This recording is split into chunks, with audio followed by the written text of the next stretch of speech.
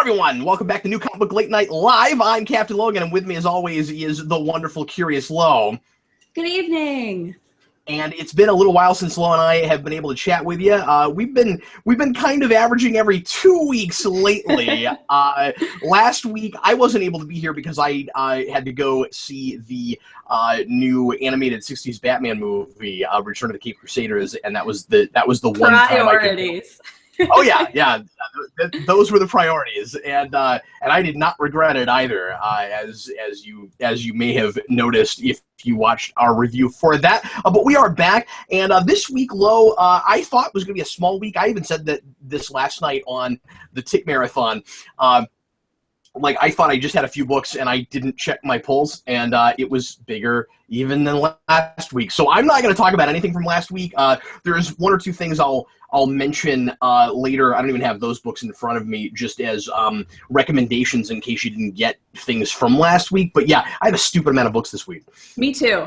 This, between last week and this week, because I picked up both today, or yesterday, and it was like a stack. I think it's the most comics I've ever purchased at one time. I was really surprised by how big both weeks were, but this week was bigger for me too. So are you going to talk about some things from last week as well? I only have one thing that I want to talk about from last week, but... Okay, cool. That sounds good. Well, anyway, thanks for being here, folks, as always. Lo and I, as we always do, we're going to count down our top 3 favorite books from last week, and then after that, we will talk about books that we're excited about coming up in this week, and then and also just we'll chat about a few other books that we read, and then if there's time at the end, we'll do a little bit of open forum and let you guys direct the conversation a little bit.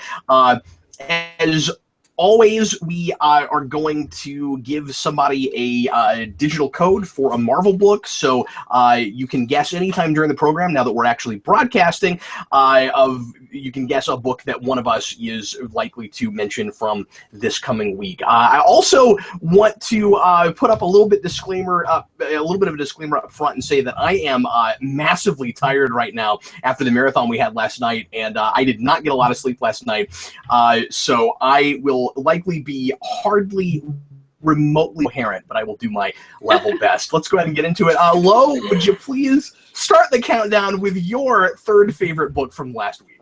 Okay, so my third favorite book from last week, and I'm honestly surprised that this made it this high, but everything felt very average to me, at least for what I read, was Moon Knight #7. And I'm not saying that because obviously I've enjoyed Moon Knight. I've been following it since it restarted, and it's been really great. It just was kind of more the same, so I didn't expect it to be as high up as it is. That being said, we're continuing to follow the craziness that is this story with its, I don't even know how many dimensions now, but as far as this issue goes, there's at least 2 that we are in the middle of, jumping back and forth between. Just like with the previous arc, these 2 appear to be a modern-day New York City, and then some sort of futuristic moon base, which are 2 that we hadn't really touched on in the previous arc. So cool to see where that's going. I feel like if they keep stringing me along with this basically the same plot, as far as we don't know what's real and what's going on still, even though we've gone through an entire arc, and now we're going into the second arc, I feel like I need more than I've been given. So I'm hoping that in the next issue or so, they will start to give me a little bit more than what they've been giving, because I'm still down for all of the kind of mystery, multidimensional stuff. It's just...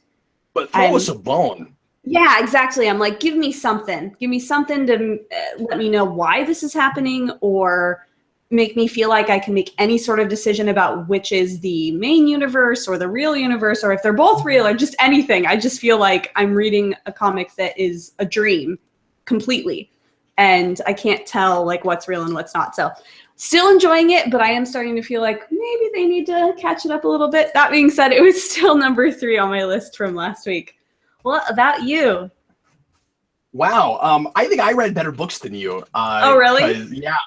I am this close to dropping that book. I'm going to give it maybe one more, but I'm really on the fence about it. I love the art, but let me ask you this. Do you think if we sat down and read all of what we have so far together, we might pick up on some things that we're not picking up on, looking at it month to month, trying to keep track. Like, is it possible that there are more clues and you and I just are not picking up on them? Oh, it's certainly possible. I mean, I don't think I've gone back and read any of the issues a second time, so it's certainly possible. And I'm not the type of person that, like, picks apart stuff unless it's like Game of Thrones. That's like the one show that I do that to. But I don't know. Like, I'm just along for the ride, and I'm really liking the ride, but it feels like it's getting into the exact same arc that we just did. So I'm just hoping that it will kind of give us something new, even if it's going to be a similar tone of him trying to figure out between the two. Maybe he could at least remember the previous arc so that he has that experience, because right now he's still like, well, I don't know what's happening. Yeah, I need a little bit more character-wise to latch onto with that, I think. Yeah. Because I don't know who he is well enough, and I mean, it's fun Mind Freak stuff, but you know, exactly. That's been our review every time. Right now, it's just kind of cool pictures to look at, and and maybe when it all comes together, it'll blow our minds. But yeah, that needs to happen sooner rather than later. Somebody in the comments just asked, is if Dark Knight 3 was 8 or 12 issues. It's 8, and it's been really, really late. We're finally getting issue 6 next week, so just 2 more after that if you're curious. I've been hearing a lot of people lately trying to remember how long that series even is, and that's how late it is. People can't even remember how many issues it's supposed to be. Okay, Lo, I'm going to go ahead and throw out my number 3 right now, which will probably surprise some people, as this was a thing that me and a lot of people, it seems like, including Eric, not really caring about this, and all of a sudden in the last issue of it, kind of neat, and I like how it's kind of holding all the stuff together between both Batman and Detective. This is Detective number 942, an issue I was not expecting to be on my list at all. This is the end of Night of the Monster Men. I have to mention that I've only read about half or maybe 4 of the 6 issues of this because it went through Nightwing, and for whatever reason I wasn't able to get my hands on that. I don't know if it was in 2 issues of that or just 1, but anyway, so I'm kind of reviewing this in a little bit of a vacuum, or like half a vacuum. Like some of the hoses aren't plugged in. It's like half a vacuum. And this is because I've read the first part and like the third part and maybe 4, I can't remember. But anyway, but this, like, by itself, if you didn't read the rest of it, I think is kind of fun. And like I said, I really like, I wasn't expecting it to connect as much to Tom King's stuff as it is. So the idea is that Hugo Strange has been pulling strings even more than we realized he was. We knew that he was responsible for the monsters, but we didn't know exactly why he was doing what he's doing. And the idea is the monsters are all supposed to represent Batman's faults. And if Batman is, because at first it seemed like it was just Batman versus a bunch of monsters, and I was like, who cares? And of course, you had to expect some kind of psychological angle with it being Hugo Strange, and it turns out there is one. It's kind of interesting.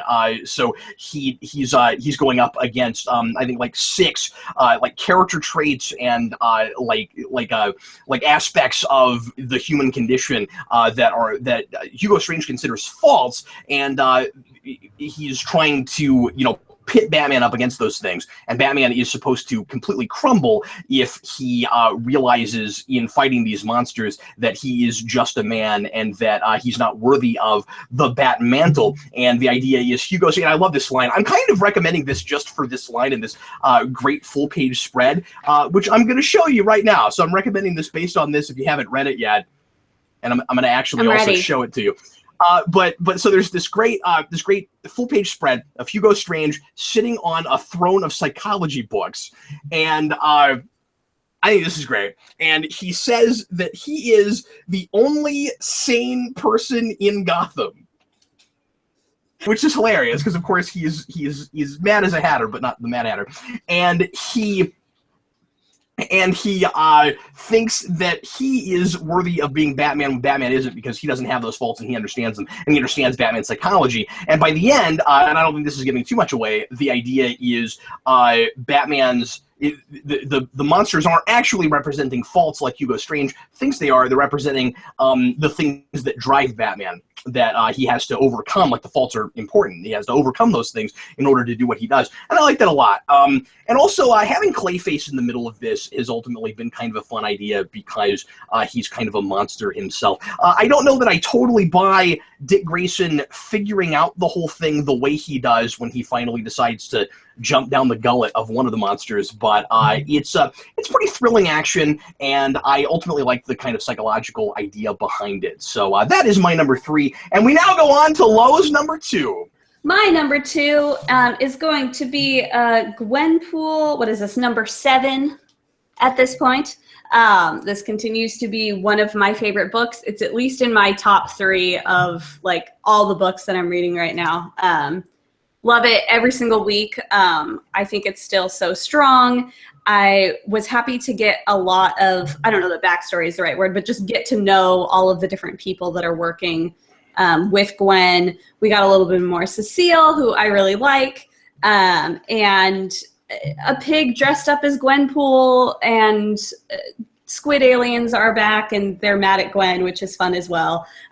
This didn't have as much of the seriousness that this book can sometimes get into, and kind of the introspection that Gwen gets into, but if I recall, the previous issue had some of that. So it's nice to see them kind of balancing that out with her going into her next little arc, since she just finished up her little mini arc with Spider-Man. So very exciting. Still love it. Still think it's great. If you aren't reading it, you're crazy. What's your number 2? Well, I haven't read that issue yet because, if you'll recall, for whatever reason, my shop didn't get the last issue, and I still haven't got my hands on it. Oh, so, wow! I haven't read that yet. I got this one, but I haven't read it yet because I need to get 6. So, well, the last issue was kind of a good choice. Yeah, so I decided not to do that. So my number 2 is a number 1 from Image. This is a creator-owned thing called Reborn, and this is written by Mark Millar with art by Greg Capullo. This is what Greg Capullo has been doing while I think this is probably what he was working on for that brief period where he wasn't doing anything with Batman. Well, actually, I guess he's not doing anything with Batman right now because he's not even working on the Snyder Bat book, now that I'm thinking about it. But anyway, he's supposed to come back here pretty soon. But this is fascinating and gripping, and not at all what I ever expect from Mark Millar. The fact that a Mark Millar book of any kind is number 2 on my list is astounding, because he's very, very hit and miss for me. I usually find him to be way, way too cynical. He calls himself cynical with pride. This is a guy that I generally do not care for. But then he's written some things that I really, really like. We've recorded, I haven't posted it yet, I haven't edited it yet, but we just recorded a review for Old Man Logan, which I liked quite a bit. But this is, and I'm hoping that it doesn't go south, because that's a thing sometimes with Millar, but this has a lot more heart and is a lot more singularly character-driven than I'm used to seeing for Mark Millar. So this, or kind of a character study kind of thing. So this is all about mortality and death, and what happens after death, and whether or not it's as Millar's main character in this puts it, if it's just like turning off a light bulb. And our main character is an elderly woman who is afraid to die, who does die, and you see some of her life flash before her before this happens, and so we learn a lot about her through that, and the art's really great. I mean, it's Capullo. It's basically like looking at a really good Spawn comic. And what ends up happening is she suddenly is in this really bizarre fantasy world where she's fighting with her father, who we see die at the beginning of the book, which happened years ago. They're fighting in this big war, and there's dragons and stuff, and it becomes this giant fantasy epic all of a sudden. And you're left wondering, it's this wonderful mystery, you're left wondering if she has moved on to some kind of an afterlife, or if when she died, her soul went to some other sort of dimension, or what exactly it is. So we're exploring this world's afterlife, it seems like, or perhaps there's something else going on. There's no way to know yet. But this isn't immediately my kind of thing, my bag, as far as the fantasy elements are concerned. But interested in different people's takes on mortality and on how different people view not just what they think happens with death, but also how they feel about a lot of other people's notions of religion or agnosticism or whatever it is.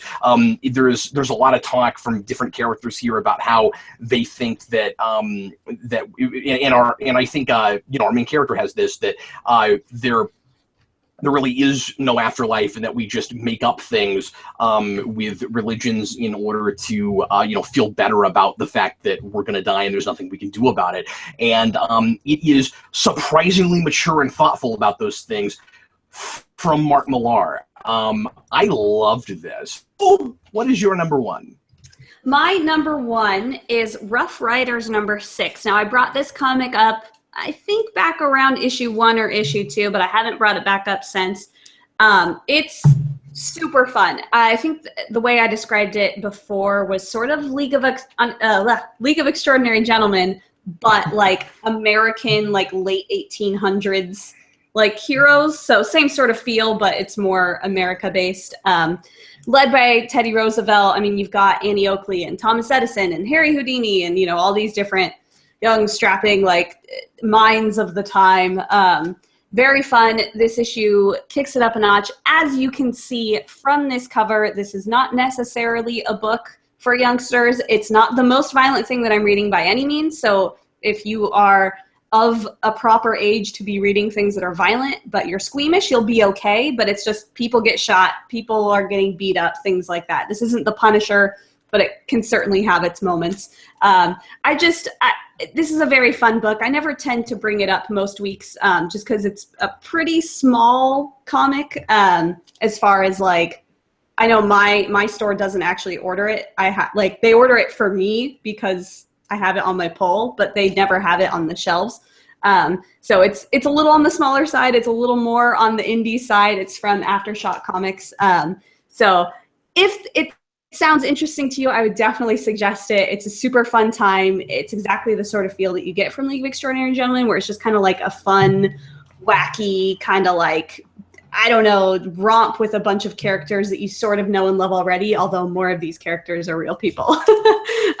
So can't recommend it enough if you are into that sort of comic. Again, though, it can be a little violent, so keep a lookout for that. What about you, Cap?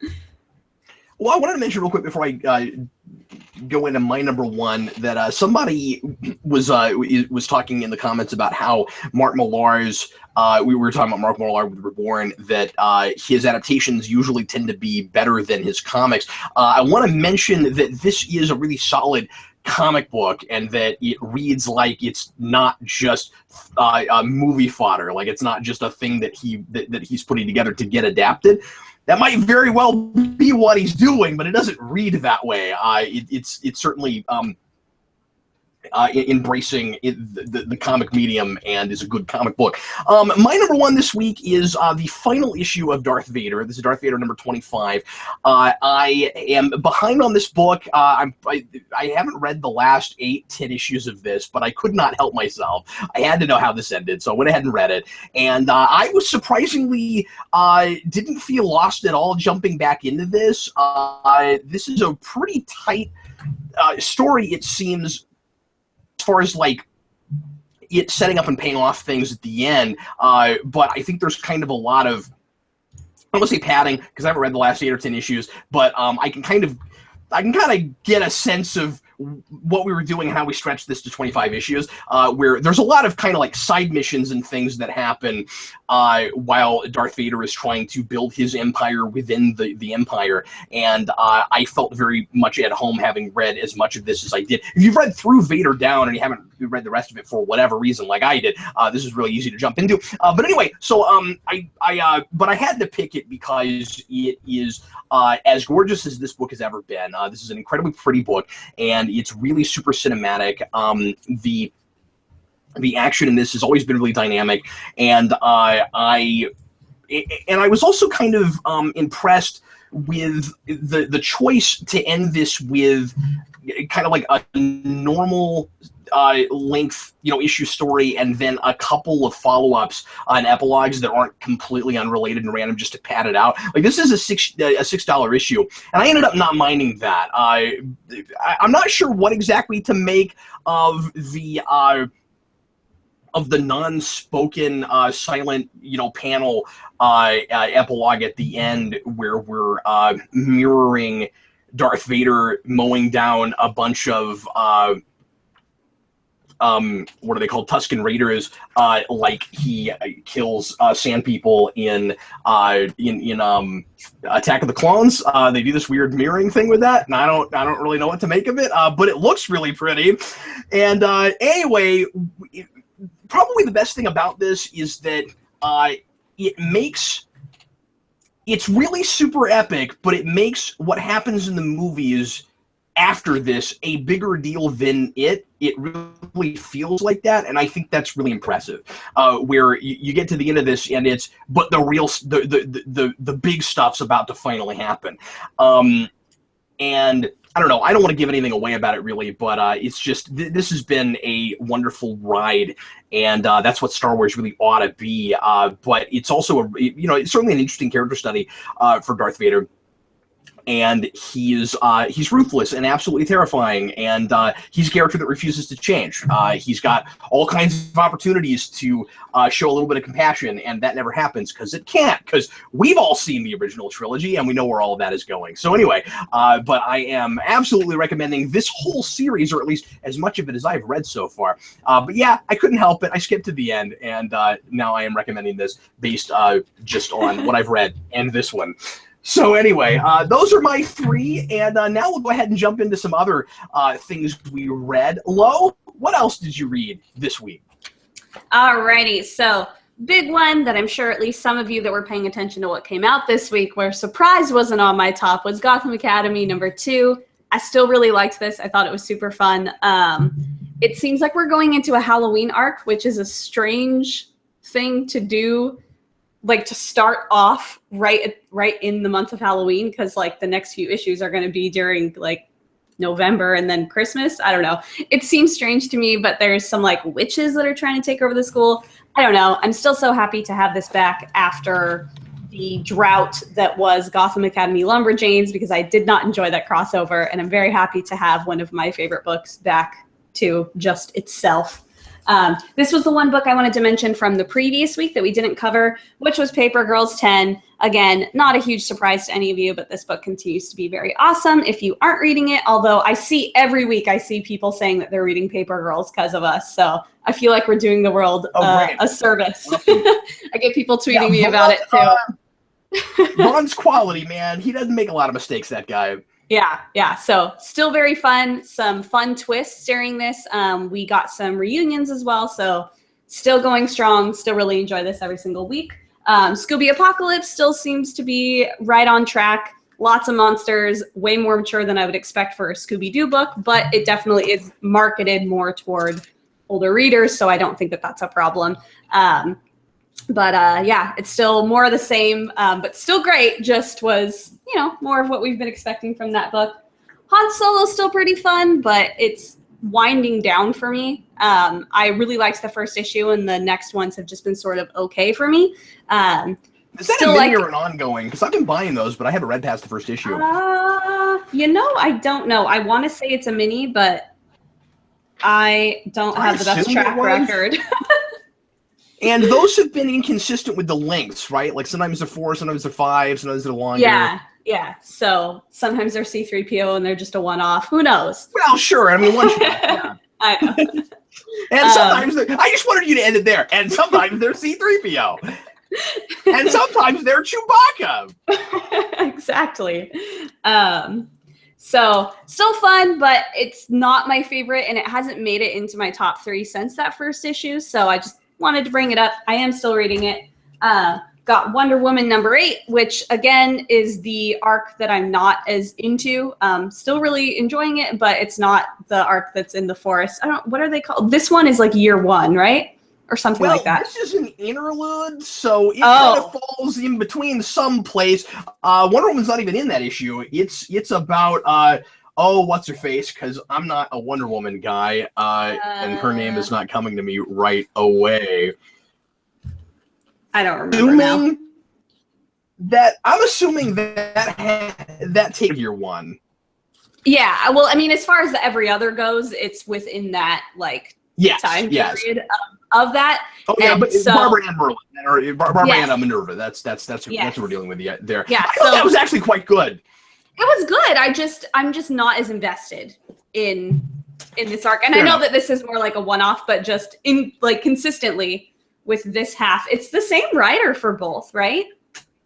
Or is it two different writers? Yeah, no. It's Rucka. It's Rucka through all of it. But let me suggest that this is probably background he's building for her, and she will end up mattering for one, if not both of those arcs. Like I imagine she shows up pretty quick in the Lies arc, especially because the whole thing is because the whole thing is she's looking for Themyscira and thinks she's found it, and then, I mean, spoiler alert, but by the end, she thinks she's found it, but she's still not quite sure, and I think that's got to tie into Lies in some way, right?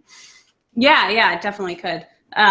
So I've also got Lumberjane's Gotham Academy 5 of 6, which I already said has not been my favorite, but I love Lumberjanes and I love Gotham Academy, so I'm like, it's only a 6 issue, so I only have one more issue to go. I might as well just have the entire series. Ugh. Howard the Duck, still very fun. Deadpool is still Deadpool and very fun, and The Punisher is still pretty violent and not the best written thing that I'm reading, but I still kind of like it. I'm glad I dropped that book. So, I don't know. The violence will keep me coming back for at least a couple more issues. Hello, you can get violence anywhere.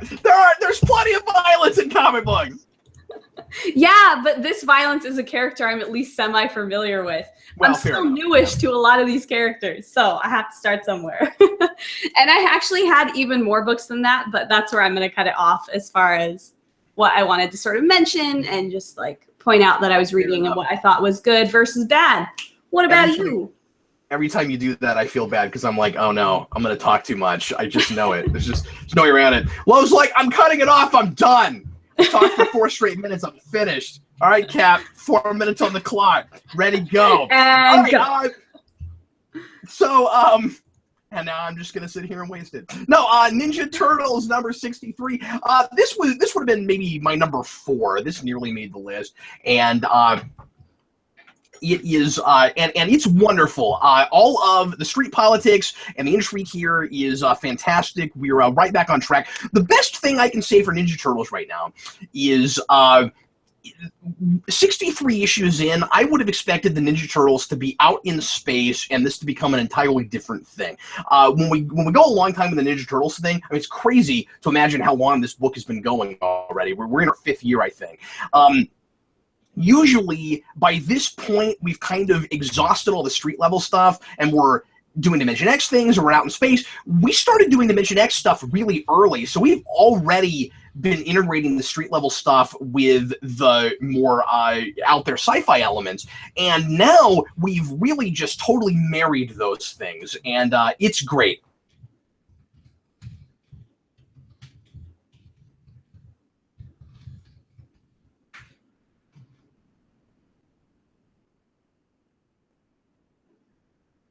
With Splinter and his kind of moral ambiguity and his caring more about the strategy of beating this rival gang over caring about people and having regard for people is absolutely terrifying, and all the Turtles are now not sure what to do about it. Also, the whole Leonardo Chunin thing back from City Fall is paying off in a really interesting way now, because he was mind controlled, and I never was sure I liked that it was just a straight mind control thing.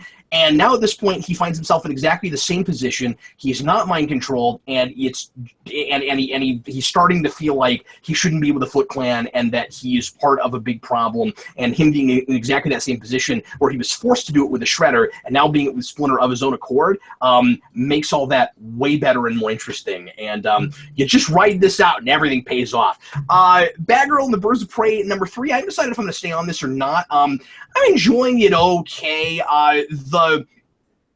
The street level gang politics in this one are a little bit more typical and kind of more stereotyped than they are in Ninja Turtles. You read these together, and I'm not real sure if I'm loving this. I still like the dynamic between the three girls and their banter and stuff. I like Relief Huntress at the end. It'll be interesting to see where we go with that. I like the background stuff with Dinah and the origin for the Canary Cry and all of that, and just having the original Three Birds of Prey back, like we've been going back to kind of all the classic stuff with DC lately.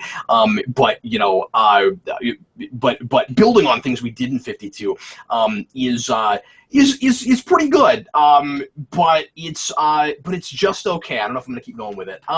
New Superman #4. This is wonderfully involved. My main criticism with this book it still continues to be it's just a little bit overwritten, but overall I love it. And our new Superman, our Chinese Superman, is finally starting to learn a little bit more about responsibility and why it's a bad idea to tell everyone that you're a superhero and who you are, and he's paying for that in a big way. The big reveal at the end is exciting, and a thing that if I had known was going to happen, I wouldn't have expected him to find out until issues down the road. And a lot of great comedy mileage still out of the Batman and the Wonder Woman of China, and all of the political commentary about China itself and how it fits in with the rest of the world is quite good.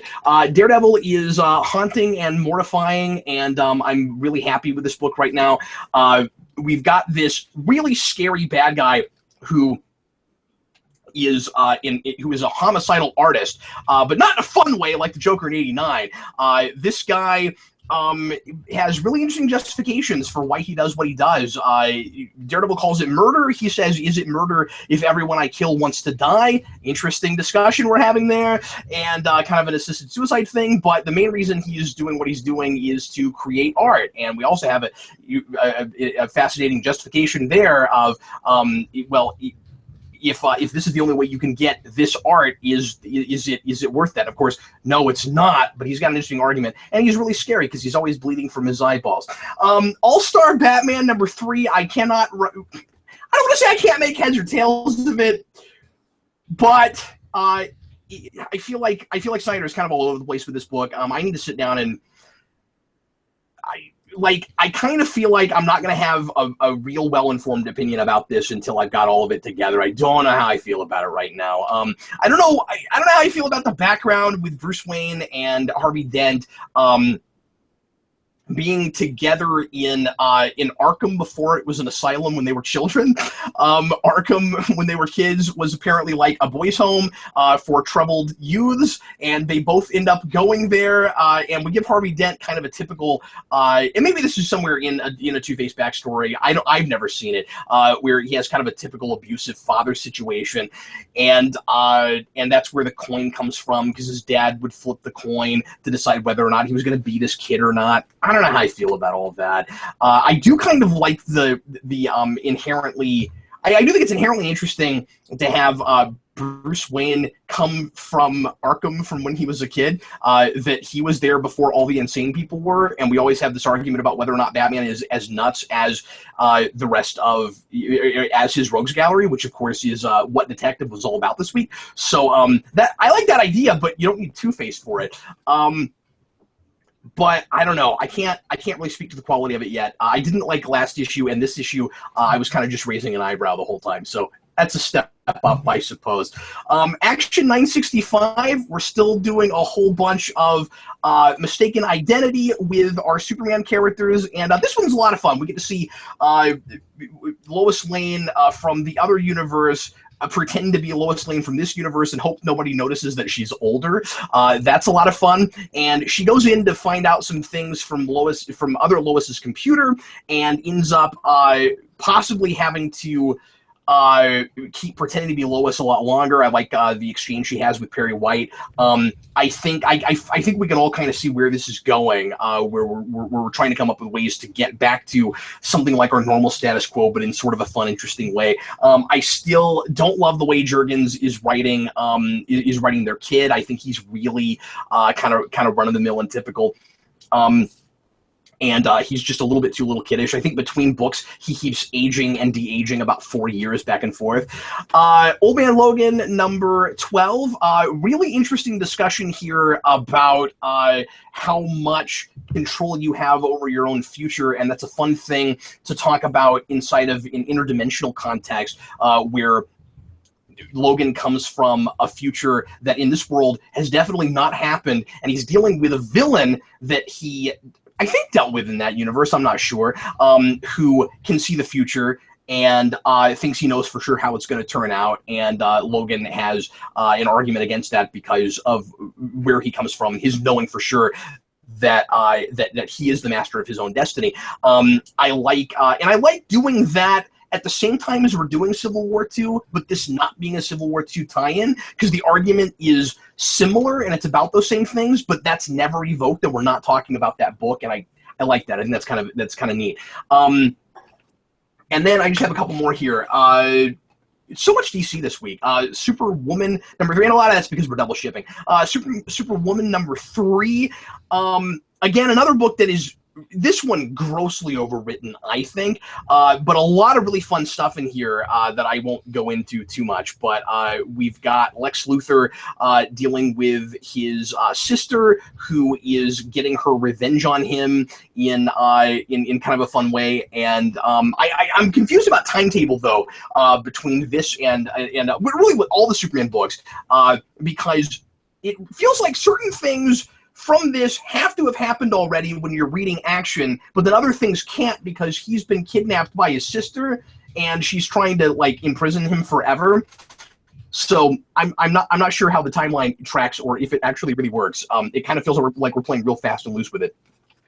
But I'm liking Lana Lang more and more, although we got to be really careful not to make all of our female superheroes in DC hotheads that are impulsive, that immediately jump into whatever the deal is, and then realize that maybe they should have thought before they leapt. It seems like we're when you do that when Superwoman and Supergirl both start there, I kind of raise an eyebrow just a little bit. And I don't know if that's inherently in Lana Lang's personality, but I don't know the 52 version until I get to this. I still like her and John Henry a lot, and there's some fun stuff here with the Atomic Skull, who I haven't seen in a long time. And finally, Supergirl number 2. I meant to drop this already, and it was still on my pull list, so I got another one. I don't think I'm gonna keep going with this, which is sad because I love 52 Supergirl, but we've gotten too far away from it. It is influenced too much by the TV show. I do not need that version of Cat Grant in my Supergirl comics. Sorry, I don't want it. I don't like it, and I don't think it's doing anything for this book yet. I feel like we're trying too hard to like combine the characterizations of the 52 Supergirl and the Melissa Benoist Supergirl, and I just don't think it's quite meshing. And I don't know who this is for. I don't know that we're getting a bunch more people to read this just because they're fans of that TV show. I wish we had kind of stayed the course with her.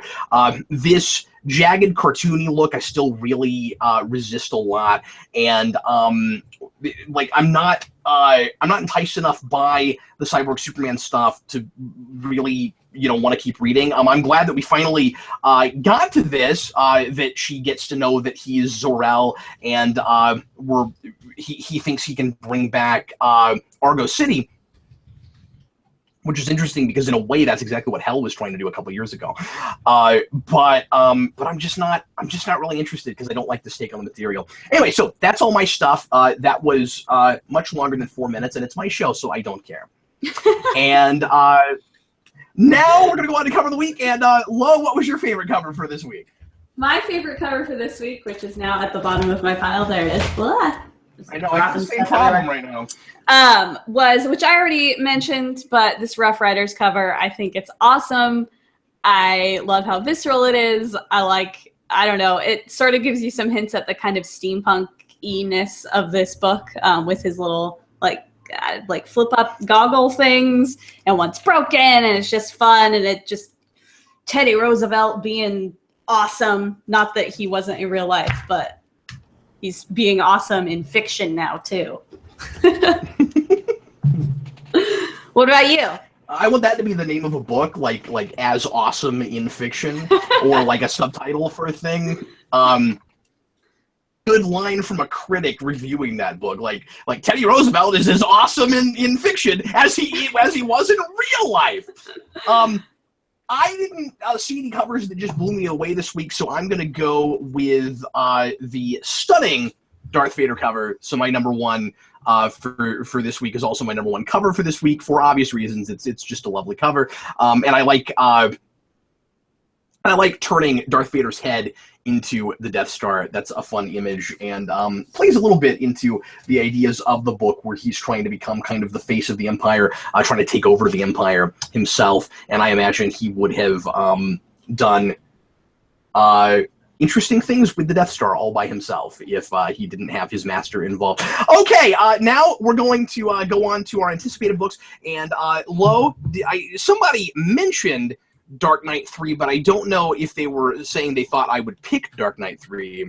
I haven't seen anybody mention anything that I have been on my list. And honestly, to tell you the truth, I don't even remember anybody saying anything. Yeah, I'm not seeing anything. If anybody wants to guess right now stuff that's going that you think might be on one of our lists, feel free to do that. Hi, Manos. Manos is in the comments. We can stall. What's your favorite Halloween movie? We can. We'll just start doing some open forum right at this very moment. Oh boy, that's the tough one. Do you have one? I don't know. Just right off? I don't know, because I do really like horror movies. And I enjoy being scared and all that sort of stuff. But for whatever reason, Halloween is all about the fun, silly Halloween movies for me. I don't know why. Any other time of the year, I'm like, yeah, scary movies, let's do it. But around Halloween, I'm like, I want to watch Hocus Pocus again. So, Halloween Town. Maybe that's just me being very Disney.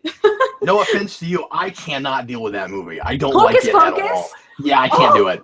I'm sorry, I do not like that movie. I literally have a book about the movie. This is a research book that I bought. It's just sitting here about the movie. That's how much I like it.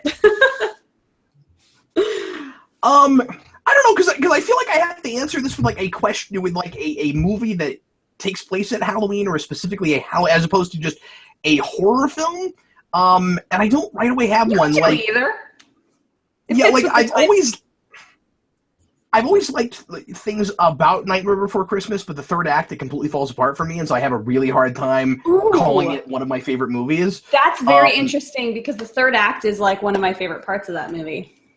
It just stops making any kind of sense by the end is the problem. I don't know what is going on when you get to the end. I love the moral of that movie makes me so happy, especially because Disney is all about, and granted, when this movie came out, Disney was like, we aren't involved in this. It's Touchstone, which we surely have nothing to do with, even though they own Touchstone. Yeah. But now they claim it. Mm-hmm. But the moral of that movie is sometimes everything doesn't work out. Even if you try hard, be happy with what you've got and be happy with your lot in life, which is so not a Disney moral, and I love it.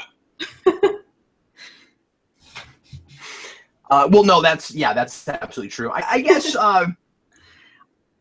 my problem is actually kind of the opposite of what you're talking about, which is I feel like things are wrapped up a little bit too nicely at the end of that movie, and it's too Disney-ish. That's so funny. That was always my issue with it. Yeah. Oh, that's funny. Well, what about a horror movie?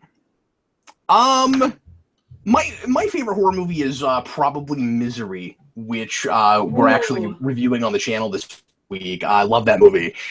I can't handle that movie. I still have seen nobody guess anything. Maybe we should just go on. Nobody cares. Oh, that's fine. Let's go ahead and go on. Yeah, nobody wants a code. No problem. Okay, so Lo, why don't you go ahead and count yours down? What are the 3 books you are most excited for coming up this week?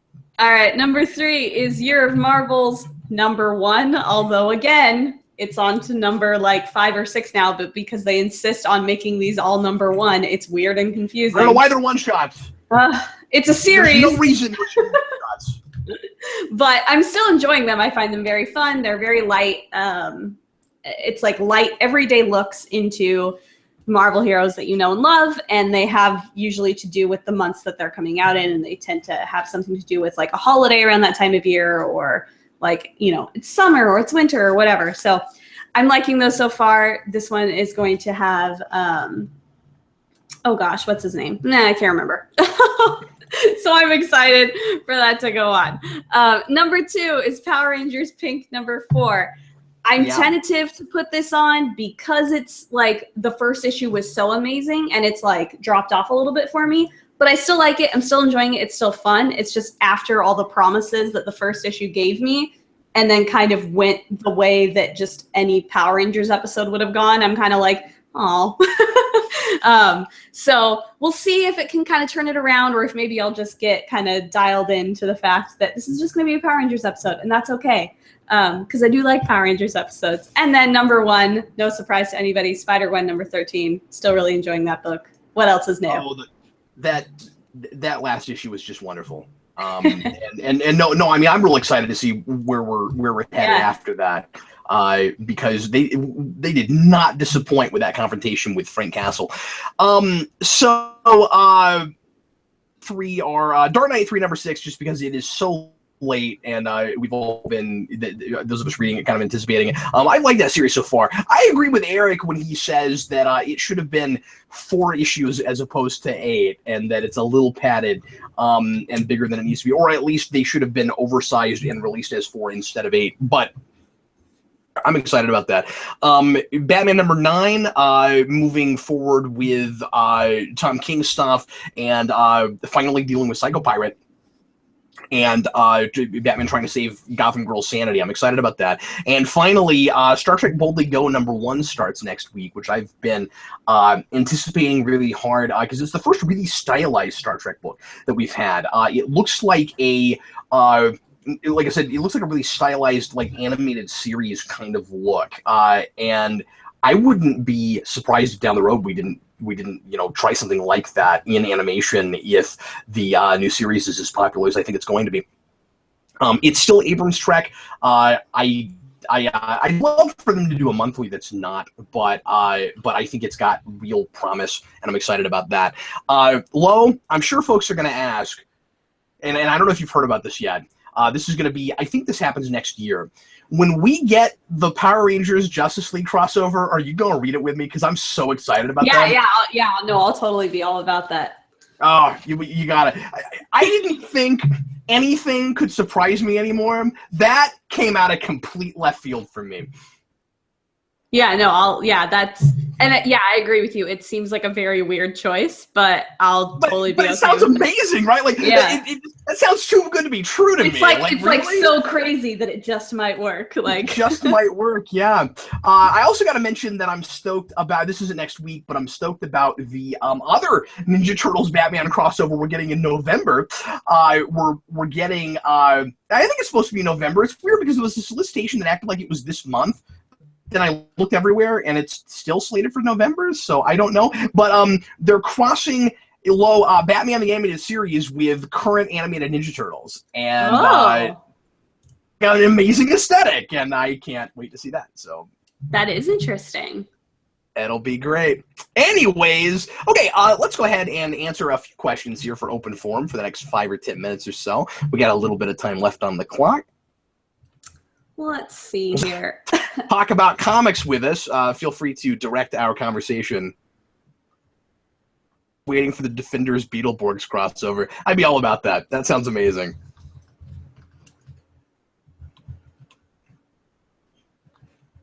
I think they should do like a one-shot for all those like random Power Rangers-esque Saban shows and spin-offs. Super Nerd keeps asking if I plan on reviewing Batman Mystery of the Batwoman. Yep, that'll happen at some point. I mean, it's a superhero movie. I'm going to try to get to all of them before I'm dead. Blue Dragon Warrior, are you guys going to be picking up the recently announced Captain Atom series? I didn't even know about that. It says it's supposed to have he says it's supposed to have a Rebirth connection. I might try the first issue. I wouldn't have thought to do that unless it, gives us some answers about Rebirth. So maybe, I don't know. Mind the Gap. Did you hear a rumor that they want to make a Batman TMNT animated movie? No, but I hope that happens. I guess if the comic does well. Well, because it would set a cool precedent. Yeah. There's a lot of neat crossovers you could do in animation, and there's no way that doesn't go, do gangbusters. Yeah. What movie are you looking forward to next year? Man, I don't even know what's coming out next week. Yeah, me too. I've so fallen off the ball with keeping track of what movies are coming out when. Yeah, I gotta say, I'm kind of in exactly the same boat right now. I'm thinking about what we've got left for this year, and I'm like, well, Doctor Strange, and then I know next year we have Justice League, but Ooh. What all is Marvel doing again? I'm very excited for the new Pirates of the Caribbean movie. I am a huge fan of that franchise. I know that everybody hates the fourth one and thinks the second two weren't as good as the first, which I would kind of agree with you there. But I love pirates in general, and I really love the Pirates of the Caribbean movie series, and I'm excited. Haha. That's coming out next year. Mass Sci-Fi Fan asked about Mira's costume in Justice League. I saw a picture of it. Yeah, it looks good. It looks like Mira to me. What's my favorite noir comic, Super Nerd? I honestly don't think that I have been reading comics long enough to have a favorite, in such a specific genre. I'm trying to even think of ones that would specifically be noir that I've even read, and I'm struggling to come up with any. Yeah, and I mean, noir, as we often talk about, is a period before it's a genre. So you're just talking about noir, throwback, noir-esque stuff. Yeah. I have to wrap my brain and look through my boxes a little bit, I think. Yeah. I can't think of anything off the top of my head. That doesn't mean I haven't read anything, but nothing that's sticking out. I mean, I've read a lot of things that are kind of throwback, to noirish type stuff, but I tend to read a lot of things that ends up encroaching into, but it's not my genre. So just, yeah. Nero Cole, is Steve still alive? As far as I know, yes.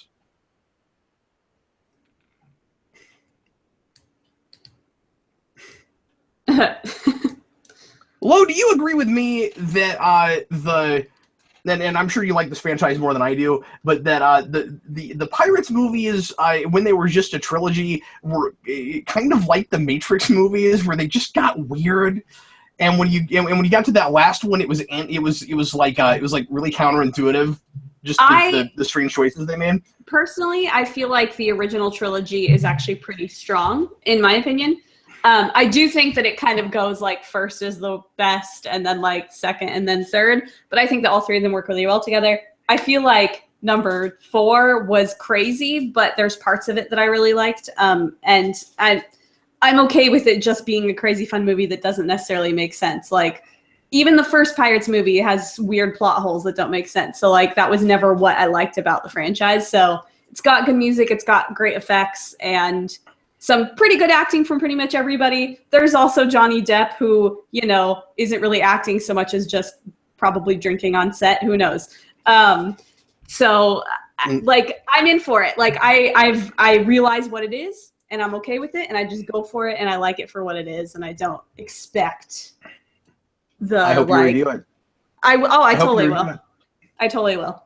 Once I ever get out of the craziness that about what's going on, and everybody else will finally know next week when I finally announce to the world. But I've been, we'll call it busy lately, so I've had no time. Again, we'll call it busy. I haven't been able to make any videos lately for reasons that will become clear. And hopefully once I get back into that, I will be started. I really want to do at least the first Pirates movie for Fantasy Rewind before the next one comes out. So fingers crossed I will get to that. So I wasn't supposed to reveal that you keep getting sucked in and out of a vortex? No! That's the big secret. Sorry. I keep telling people about that because I've never known anybody who just keeps perpetually getting sucked in and out of a vortex. This is a fun question. Have either of you ever had an organ removed? And I can say, yes, I have. What does that have to do with comics? Yes, I have, if you recall, when we launched Geekvolution Rebirth. That's right. Mm-hmm. I had my appendix out the day before, and I still showed up, and I was totally on drugs and in a lot of pain, but I was there. I don't know if appendix really makes sense as an organ, but, it's part of an organ. I just couldn't I just couldn't believe you showed up that day. It was amazing. And you were like perfectly still because you couldn't move. I was just like sitting here.